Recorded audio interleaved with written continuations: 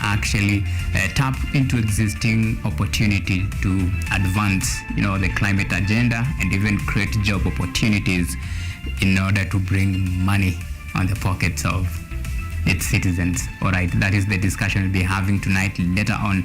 But of course, our reporters have been up and running to bring you up to speed with the latest, and this is what is coming up in the next 1 hour.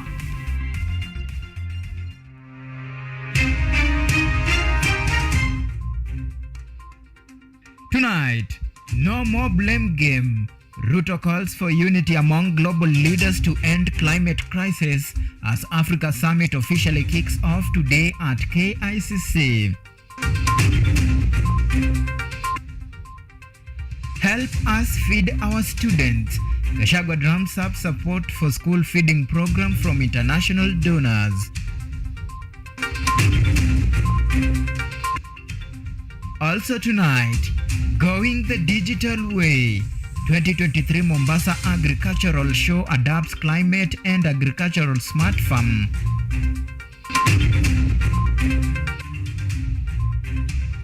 And Football Kenya Federation launches CAF D coaching courses for young coaches in Roysambu.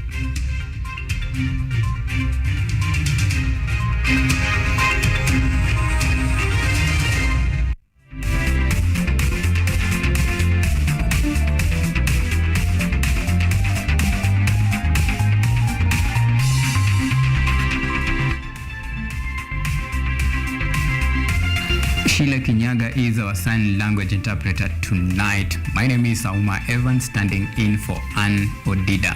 Remember, you can follow this broadcast on all of our social media platforms. We are live on YouTube at KUTV Kenya. You can tweet us at KUTV_Kenya at Auma Evans. Remember to use the hashtag Money Mondays. And now Money Mondays begins right now.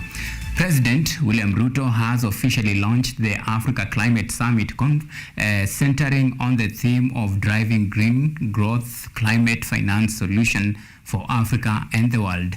The summit is said to improve Africa countries with a solution on climate action, and according to President Ruto, the summit will create new ideas on funding model in dealing with the climate change. Our very own Edward Nyamu opens our bulletin tonight with that report. The African Climate Summit has officially kickstarted at Kenyatta International Convention Center with the theme on driving green growth and climate finance solution for Africa and the world taking lead. According to President William Ruto, the event is just a start for African countries in coming together to fight climate change.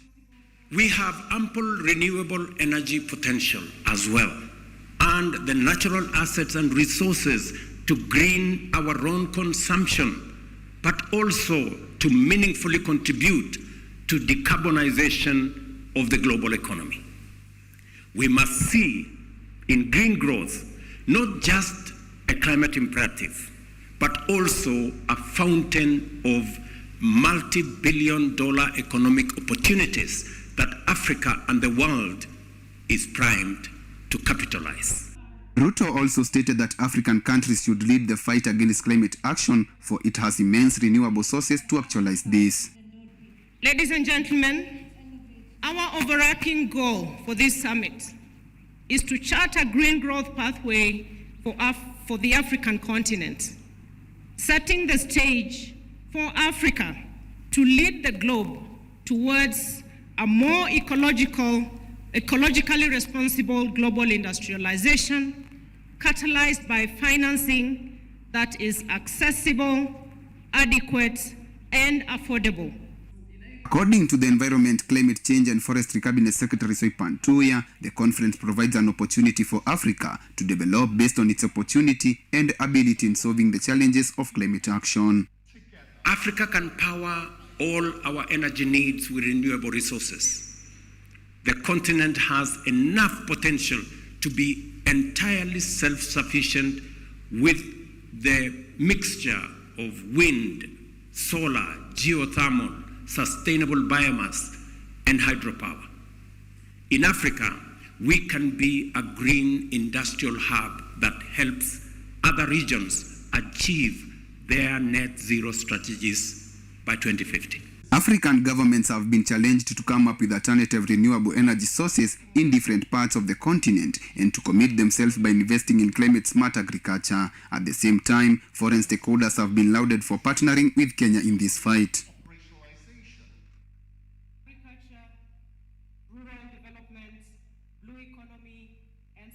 We know that many African governments, they are using at least 2% of their budget to invest on the disasters, on adaptation programs in the continent. In order to present a unified front before the COP28 summit in the United Arab Emirates on 30th November, the conference's organizer said the objective is to produce climate-positive growth and finance solutions for Africa and the rest of the globe. Edward Nyamo, KUTV.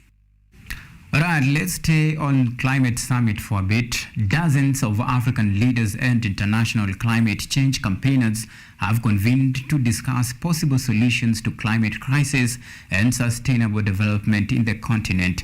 The historic First Africa Climate Summit has attracted 20 heads of state, 18,500 heads participants from across the world, and about 30,000 delegates, and is running in parallel with the Africa Climate Week. Joseph Oyomo with more details. Africa heads of state and world-renowned climate change campaigners have convened for the first day of the three-day Africa Climate Summit, set to unveil solutions to climate crisis in Africa. The climate conversation began 31 years ago in 1992 in Rio de Janeiro. But this is the first African summit 31 years later.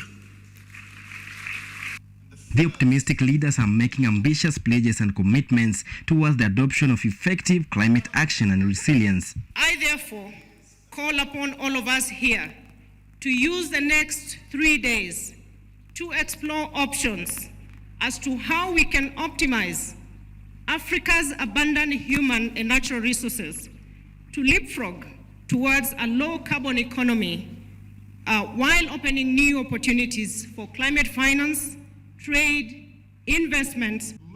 Among leaders who were in attendance include UN Secretary General His Excellency Antonio Guterres, Ghana President Nana Akufo, Chair of Global Green Growth Initiative Ban Ki-moon, the Second Lady of Ghana Republic Her Excellency Samira Baumia, Chair of AU Commission Moussa Faki, US Special Envoy for Climate John Kerry, among other world leaders. This summit for Africa, by Africa, will help us tackle the climate crisis we see and feel all around the world.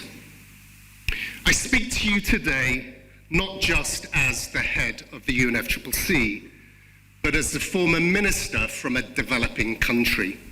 The summit focused on major themes of energy systems and industry cities, urban and rural settlements, infrastructure and transport, land, ocean, food and water societies, health, livelihoods and economies.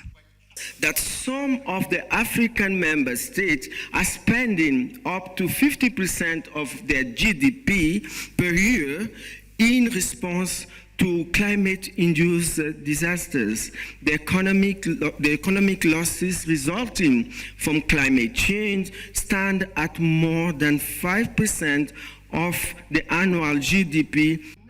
In the midst of extreme weather events and growing environmental concern, the Africa Climate Summit stands as a beacon of hope, emphasizing the continent's dedication to mitigating climate change and building a resilient future. Joseph Oyomo, KUTV. Still Matters Climate, spouse to Deputy President Pastor Dorcas Rigathi, has challenged women to be in forefront in fighting climate change. Pastor Dorcas was speaking at Kenyatta International Convention Center, KICC, during the ongoing Africa Climate Summit. She has also hailed the First Lady Rachel Ruto for her efforts in conservation of environment and matters climate action.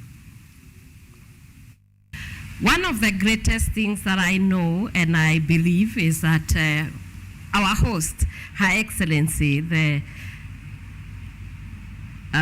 First Lady of our Republic, is the leader of the climate, growth, green, everything. If you want to know who cares about the environment, you just need to point at Our Lady.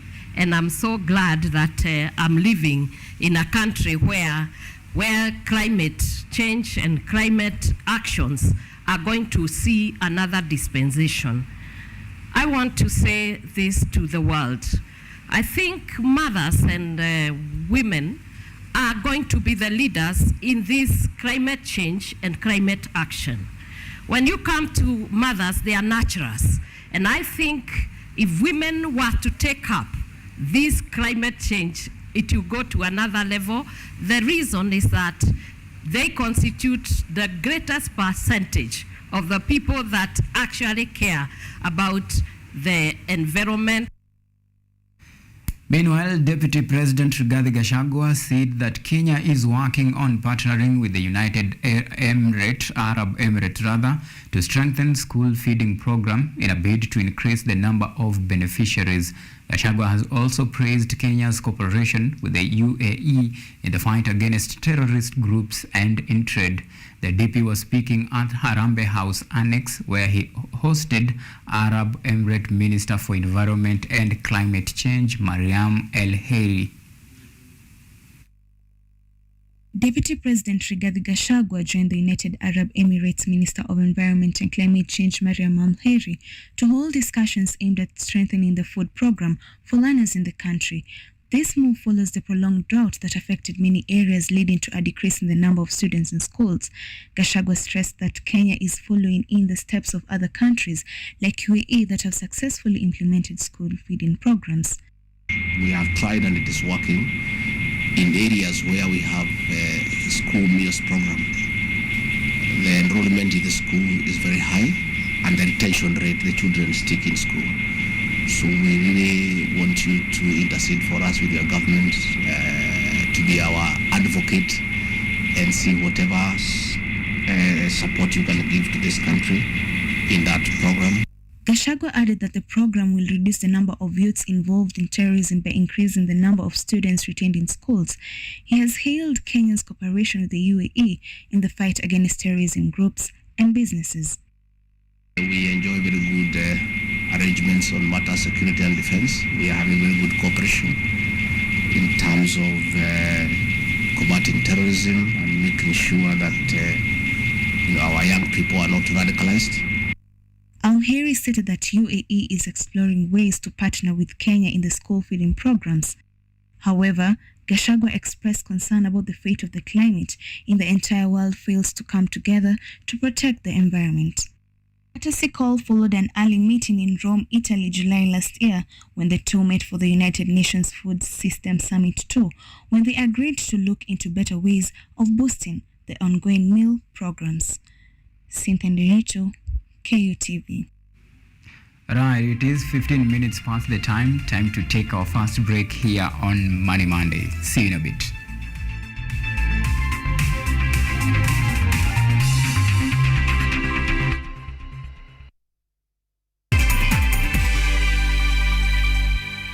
Focus on Health is a show that creates awareness on matters health and informs you on various diseases, their causes, treatment, prevention, coping, and support. So join me, Barry Michelle, every Thursday at 7:30 p.m. only on KUTV. You can also follow us on our social media platforms at KUTV Focus on Health on Facebook and also on YouTube, and Health Focus on Instagram, because your health is your wealth. Stay safe and stay healthy.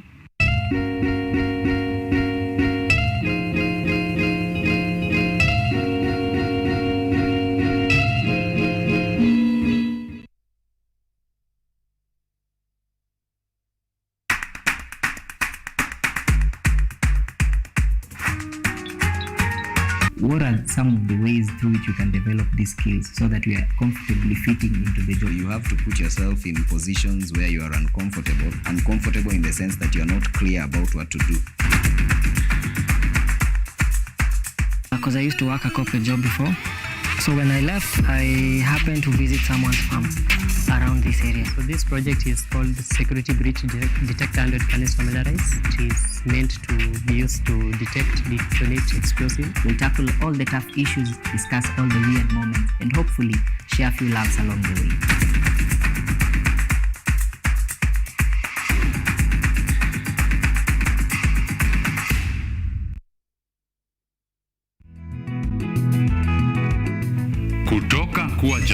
ya kuhamahama.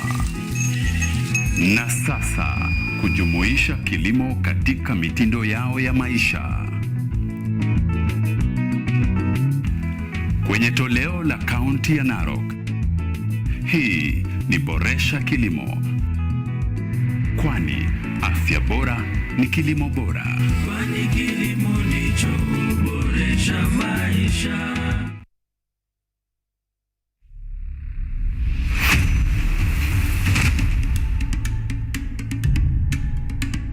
Kipindi hewani ni mitindo ya kipwani. Kama ilivyo kipindi hiki kinahusu nyimbo za taarab, chakacha, midwara, midundiko, bila kusahau mapishi. Ambao ndio uti wa mgongo wa pwani ya Afrika Mashariki. Jamani, swahibu zangu mliopo maskani, hatuonani wenzangu, najua mwanitamani. Hapa Kutv, nahodha mwendesha chombo cha baharini, yani ua linalunukia na kuvutia waridi tamu.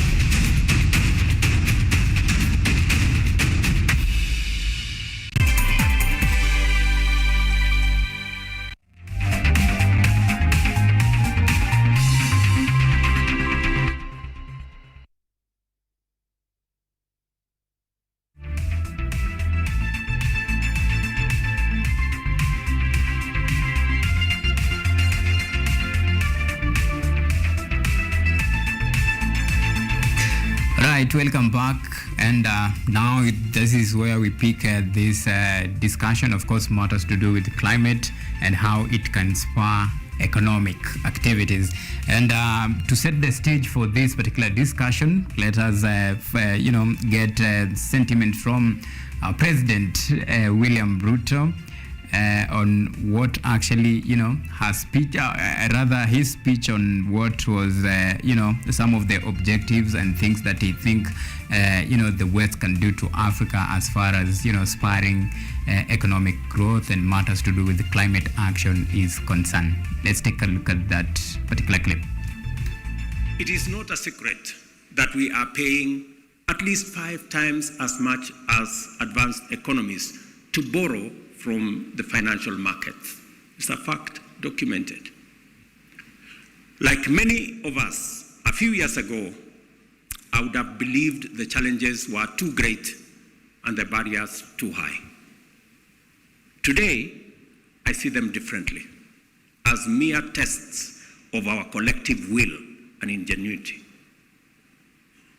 We should develop effective policies and regulations that catalyze investment and entrepreneurship and unleash the creativity of local business. We must transform Africa's resource wealth from mere potential into real opportunities by directing large-scale investments that will actualize the possibilities that exist and await our citizens in present and in future generations.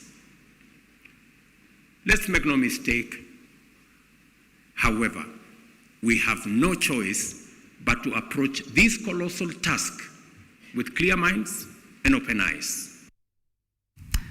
Well, the statement by President William Ruto sets the stage for this discussion. And of course, joining me via Zoom is Purity Mudeu, climate justice advocate, PACJA. Well, Purity, thank you so much for making time. You're welcome.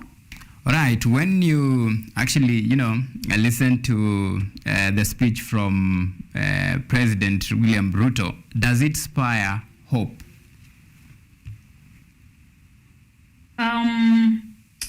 Okay, it inspires hope, but now my question is, apart from now this finance, where is the action? That's the big question.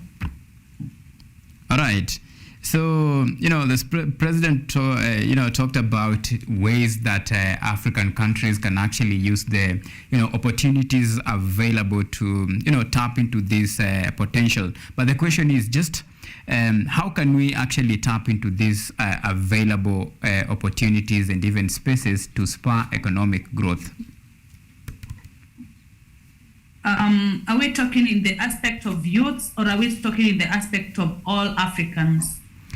Well, we are talking about, the climate summit, and that is, that has brought together, African countries just to try and find solution on how they can, as a continent, further the agenda in line with, creating opportunities, job opportunities, because most of the time, these, African countries are on the receiving end than the European countries. So we are talking about African countries and the available opportunities and spaces to them to actually, tap into available opportunities and spaces to spur economic growth.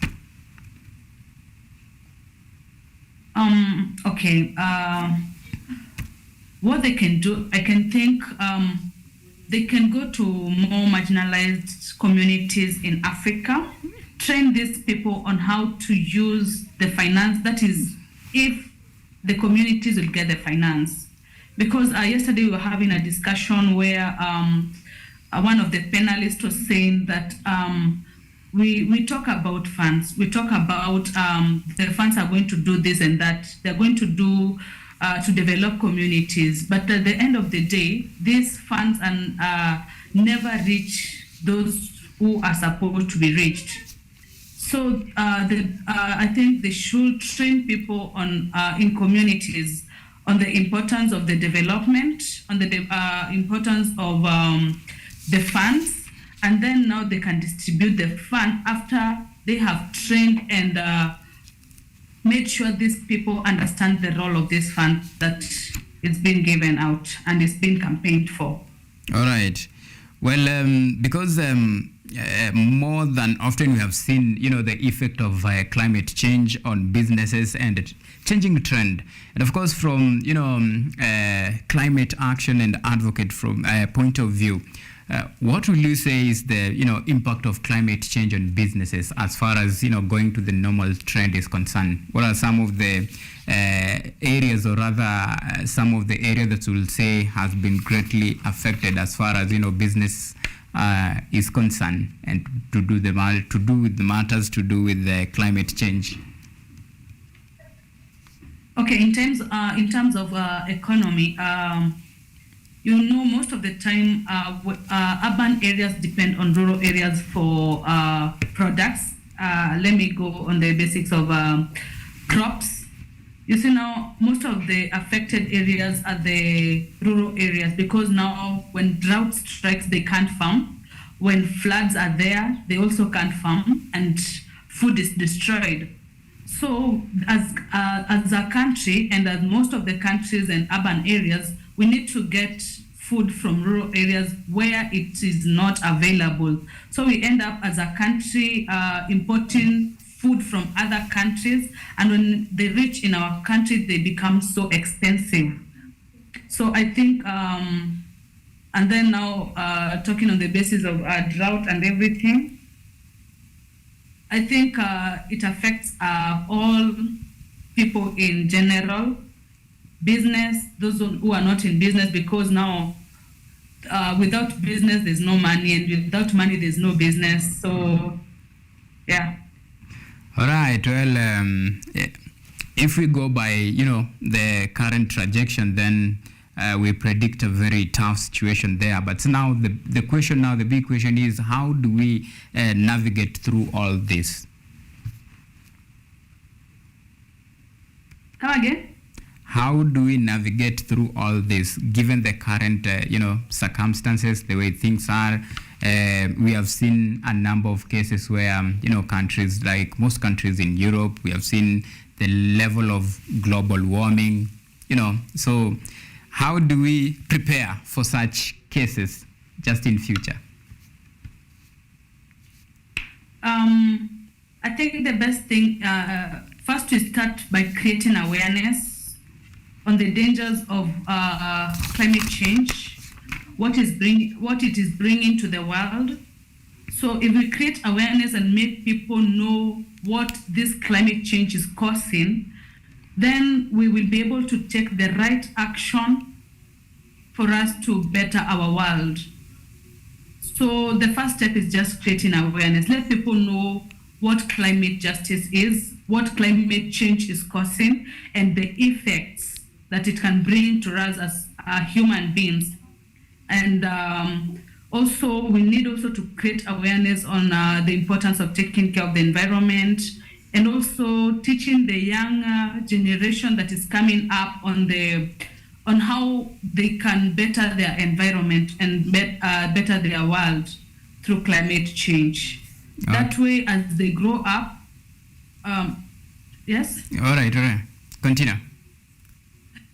That way, as they grow up, they are able to navigate on the effects of climate change, and they can be able to come up with solution on the same. So the bigger thing is create awareness, let people know what climate change is causing, and let them know that it is there and it is real. Okay. All right. Well, even as we wind up this particular discussion, what should be, your number one priority? Okay. What do you think should have been the agenda as far as, creating jobs and even advancing the Africa agenda as far as climate change is concerned? Okay, can I be just so frank with you? For me, what stands out for me is do more of action than talking. Because now, if we keep on talking about everything and not doing anything about it, it can never be effective. Never. All right, Purity Mudeu, thank you so much for making time to, talk to us about this particular very important discussion as far as climate, change is concerned, and the ways to actually spur economic growth for African countries. Thank you so much. But I also think even as the summit is continuing and people are giving all the information they are giving and all the knowledge they are depositing to us as Africans, I think we want to see the action in plan. All right. After this summit, we want to see now what action are they going to take. They shouldn't continue now talking about it. Okay. They should now start implementing. Okay. All right. And putting their words in action. Thank you. All right. Thank you so much. All right. Now that was Purity Mudeu, advocate for climate change and action for PACJA, just giving us her sentiment regarding what she thinks is important for the country and even for African head of states to actually pay attention for and even focus on it as far as this climate summit is concerned. When we take yet another short break, when we come back, we'll be diving into more stories that we had lined for you in this particular Money Monday report.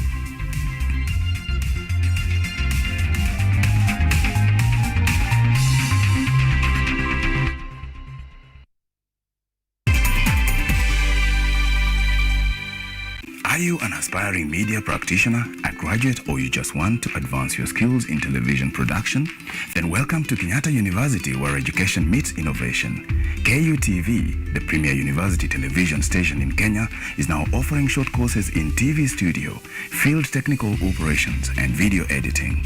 Through these courses, you will acquire hands-on skills on camera operations, media production, lighting techniques, audio-visual editing, and sound and visual control, and how to operate key equipment in modern TV control room.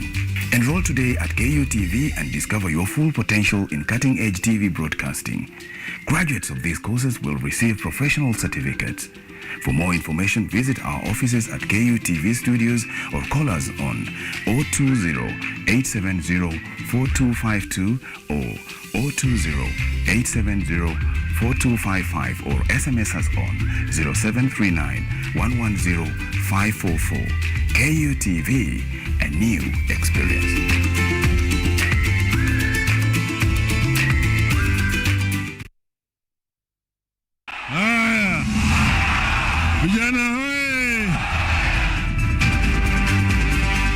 They speak to play politics. Kila mara yeye ananiwinda kama mnyama. Naambia yeye Mungu iko. na sitarudi nyuma. They speak words strong enough to change policy and the law. We have a very democratic system. We have a system that is based on the rule of law. They speak to the heart of the nation for the nation.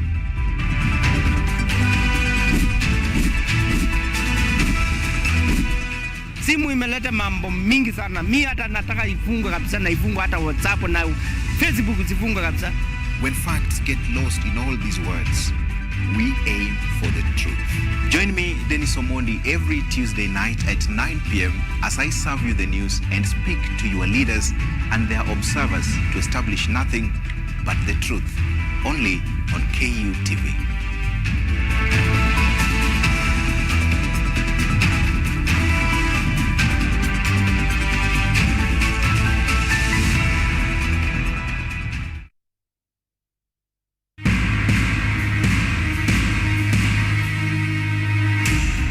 Loving husband and father.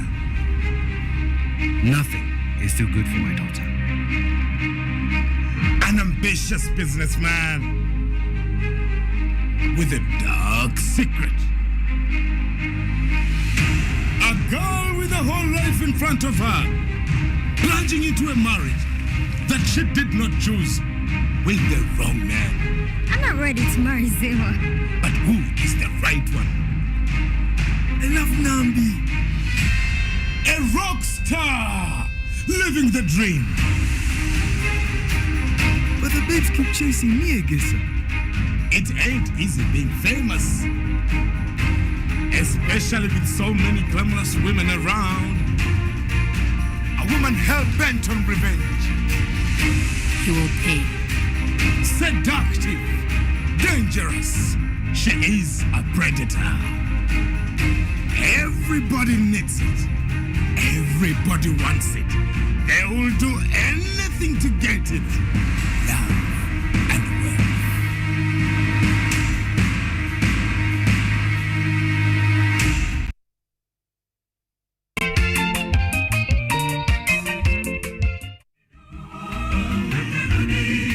Kaka mtazamaji, popote ulipo, unapokuwa ukitazama Safina Show inang'oananga sasa hivi. Ungana nami Albanas Mwania, nahodha wa Safina Show, nikutoe ng'ambo ya pili hadi ufuoni. Safina Show, sauti ya matumaini.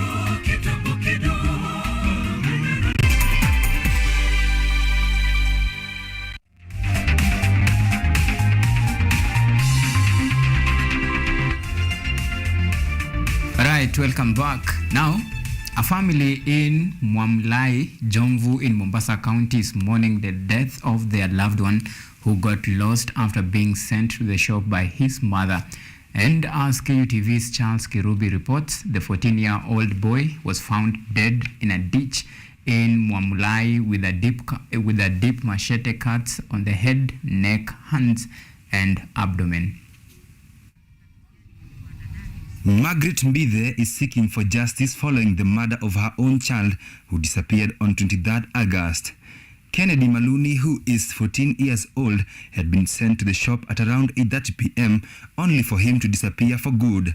Little did the family know that it was the last time they were seeing Kennedy alive. Nilipoteza mtoto wangu tangu Wednesday jioni. Nilikuwa nimemtuma dukani, nikangojea kutoka saa 2 ikapikia saa 4 hata sioni mtoto.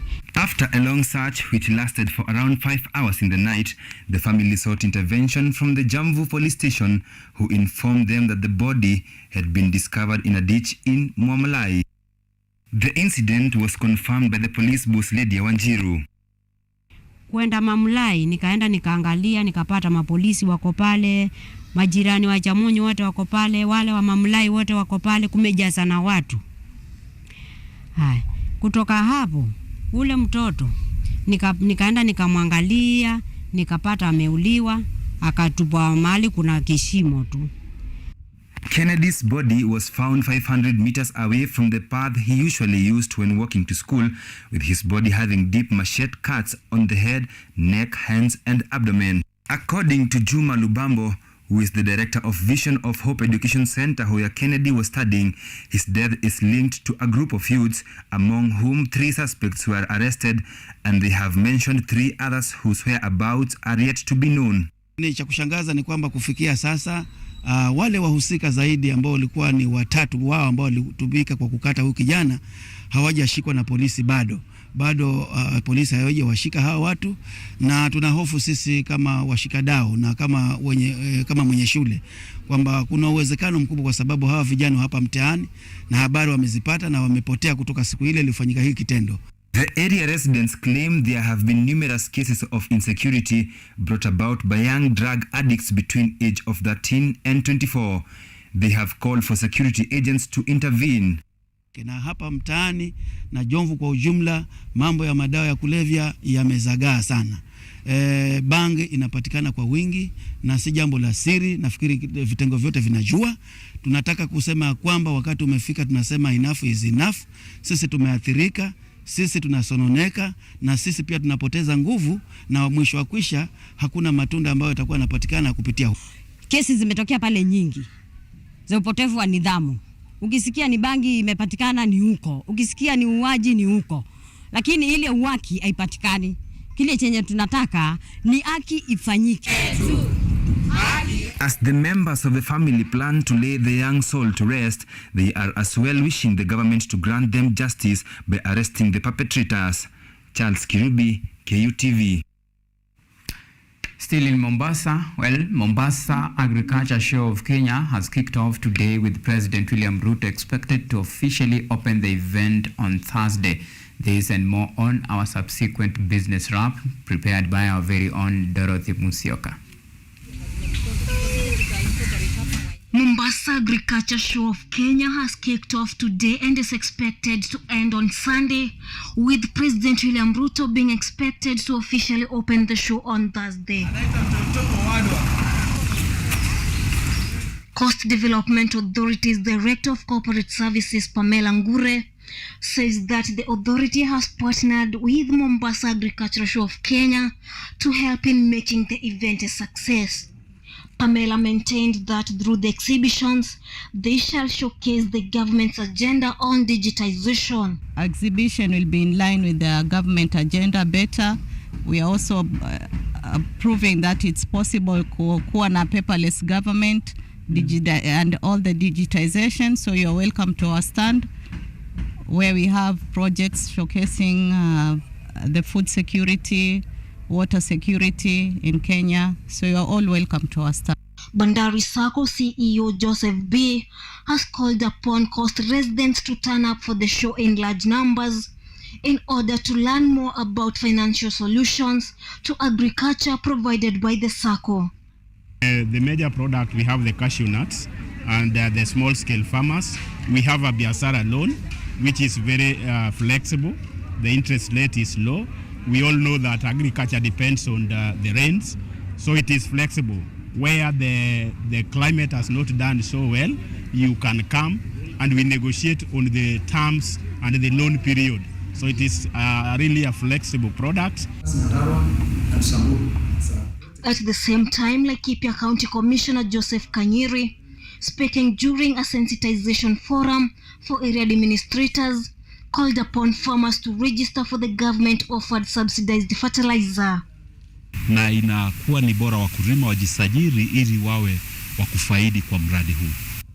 Laikipia County Executive Committee member in charge of agriculture, livestock and fisheries, Dennis Kaso, cited that the county has established satellite stores across the county and no farmer would incur extra cost to get the farm inputs. We have developed satellite stores so that the farmers get that fertilizer karibu na mashamba zao. The government's move to distribute subsidized fertilizer in the country is in its bid to curb effects of climate change and ensure food security is achieved. Dorothy Musioka, KUTV. Now switching gears to corridors of justice. The Court of Appeal has today allowed Bruton Gold Trading a Dubai-based company, to challenge the decision of the High Court to unfreeze the accounts of Judiciary Registrar Anne Amadi. The company says that the ruling to unfreeze Amadi accounts did not follow due process. Amadi, alongside her son Brian Ochieng, 2 other Kenyans and a Liberian citizens, are alleged to have scammed the Dubai-based company over 100 million shillings in a gold case scandal. James Muriuki followed the court proceedings and prepared the following report. The appellate court has issued new order on the court case scandal involving Judiciary Chief Registrar Anne Amadi by allowing Bruton Gold Trading, a Dubai-based company, to challenge the decision to unfreeze Amadi's account. The decision by the Court of Appeal came after Bruton Gold Trading moved to the Court of Appeal to challenge a ruling made by High Court Judge Justice Alfred Mabea that lifted the freeze on bank accounts held by Amadi, her son Brian Ochieng Amadi, and the law firm Amadi and Associate Advocates. Amadi, alongside her son Brian Ochieng, 2 other Kenyans and a Liberian citizen, was sued by the Dubai-based company for defrauding the company over 100 million shillings. The company claims that Amadi is involved in the saga, as a firm Amadi and Associate is said to have received the money. Bruton has also said that they want a different judge to take up the case they filed, seeking disqualification of Judge Alfred Mabea stayed. They claim that due process was not followed when Amadi applied for unfreezing of her account. They have accused Justice Alfred Mabea of being biased. In mid-June, the High Court unfroze Amadi's account. In his ruling at the High Court, Justice Alfred Mabea saying that there is nothing to show that first responded Miss Amadi was involved in the day-to-day activities of the law firm or that she benefited from the funds. End of quote. James Mureke Mwenda, KUTV. Now, international health charity Medicines Sans Frontiers, also known as Doctors Without Borders, is calling on the international community to help avoid a catastrophic humanitarian disaster in Chad, which has become a host nation for an influx of Sudanese refugees that have fled conflict between the Sudanese Armed Forces (SAF) and the paramilitary Rapid Support Forces (RSF). VOA's Henry Wilkins with the report. All right, we are taking another short break, and that report will be coming to you in just a bit after this short break. See you in a while.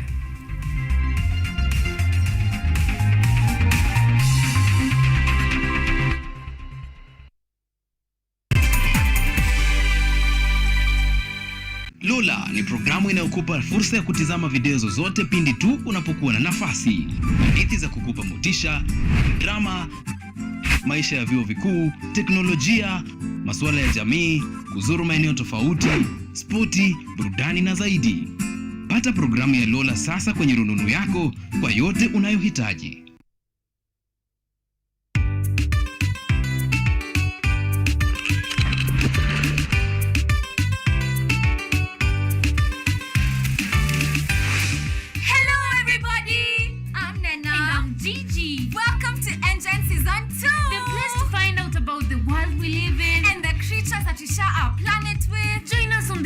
Exciting adventures across the African continent. See breathtaking wildlife, stunning landscapes, and out of this world technologies. Meet incredible scientists and learn fantastic facts. Explore, discover, be amazed. Be part of the next generation of African change makers. Be a part of Engine, Africa's #1 science discovery program. Yay!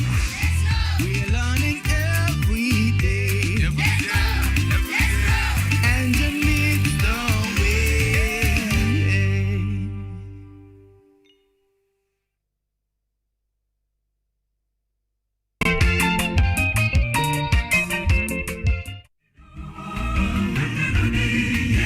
Mtazamaji popote ulipo, unapokuwa ukitazama Safina Show,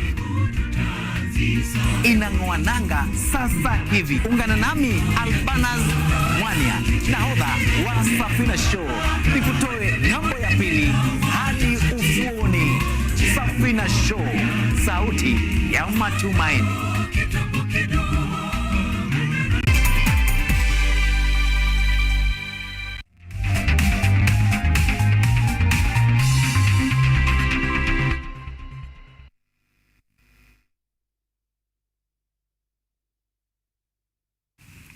All right, welcome back and thank you for keeping it Money Mondays. Now, on that particular story of the humanitarian aid, that is, international communities are calling on other stakeholders and, of course, to chip in and actually support the ever-increasing the number of refugees from Sudanese who are actually, escaping the war between the rapid armed forces and the paramilitary that is going currently in Sudanese. And that particular report here is what actually to expect. Rahaf is 18 months old. She has just been brought to a field medical centre near Adre, Chad, to receive treatment for malnutrition. Her mother, Riham Abdallah Idris, fled with her from Sudan's Darfur region 3 months ago. Since then, they've been in desperate need of food assistance, but almost none has arrived. Yes, it has been 3 months. We are facing a shortage of both food and funds. Unfortunately, there's an inadequate supply of nourishment for both children and mothers. The children are unwell. In August, Doctors Without Borders, also known as MSF, short for its French name Médecins Sans Frontières, called on the international community multiple times to give money to alleviate the Sudan crisis triggered by its civil war that started in April. They say that some refugees have gone 5 weeks without food aid and that there is now a malnutrition crisis in eastern Chad. According to the UN Office for the Coordination of Humanitarian Affairs, the international community has donated just 26% of the funding needed to deal with the crisis. Many humanitarian organisations in eastern Chad say they are hamstrung as a result. Kenneth Lavelle, an operations director with MSF, recently visited the refugee sites in eastern Chad. I've not seen something like that in years. I was lost for words when I did the first tour around the Adre camp. There's 200,000 people there in the most appalling conditions. I think we're already beyond the brink. I think we're already in a humanitarian catastrophe. The Sudanese government distributes food to its citizens in nearby Oran, Chad. But what the war-torn country can provide is a drop in the ocean relative to the size of the need. One Chadian analyst says that the host communities deserve a response too, as the crisis strains the local market for food, and that a proper response could help prevent Sudan's insecurity from spreading to Chad. Actually finding a solution to the suffer of those that cross in Chad might be also a way of contributing to conflict management and conflict prevention and ramping up insecurity in Chad, as those people might be turning to illegal ways of earning their lives. So, there are a lot of risks. Asked what the international community could do to help her and her baby, Idris said, It's imperative for them to furnish food for the infirm. For instance, biscuits or milk would be greatly appreciated, as malnutrition is affecting the children severely. As the desperately underfunded Sudan crisis continues, humanitarians say they are at a loss as to how to get donors' attention. Henry Wilkins, VOA News, Adre, Chad.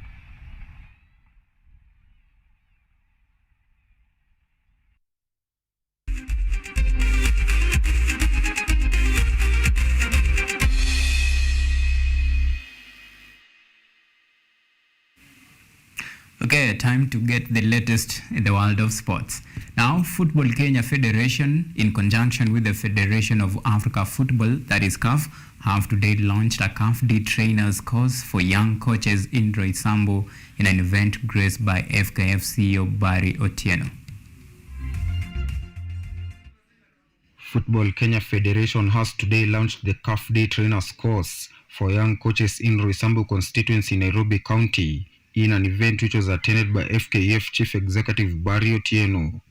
Former Harambee Stars captain Musa Otieno, who is also among the CAF instructors, has said the CAF courses will equip grassroots coaches with the necessary skills to nurture young upcoming footballers in the country. For us to have good players, they have just said, we need to have good teachers, and with good teachers with knowledge, at least they'll transform it to the young players who are coming in. Because one of the challenges which we have been getting, in a sense that the guys who have been dealing up with the young kids around, they're not knowledgeable. And for us as instructors, we are trying to see how can we educate our coaches who are in mashinani. Chapelfield FC head coach Steven Dambuki has applauded FKF in the Nairobi County Development Fund for enabling young coaches to take part in the 10-day course, saying it will improve their skills and knowledge about football.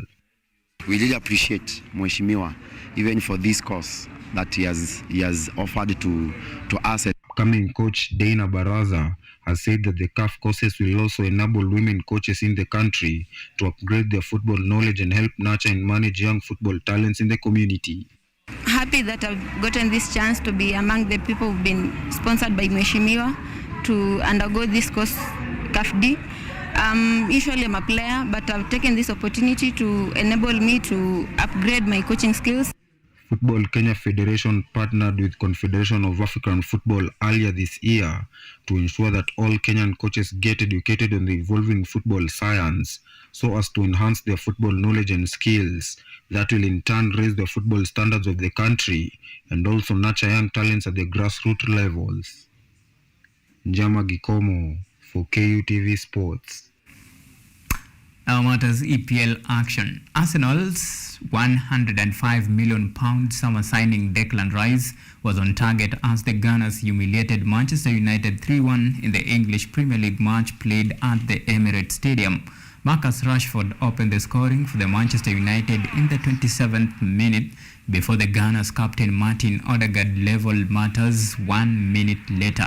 Mikel Arteta's Ben, however, proved too strong for the Red Devils as Declan Rice and Gabriel Jesus added goals late on to seal all 3 points for Arsenal. Manchester United remain 11th on the log while Arsenal is 5th heading into the international break. Great chance. Odegaard takes a corner, swings it in. Rice is there.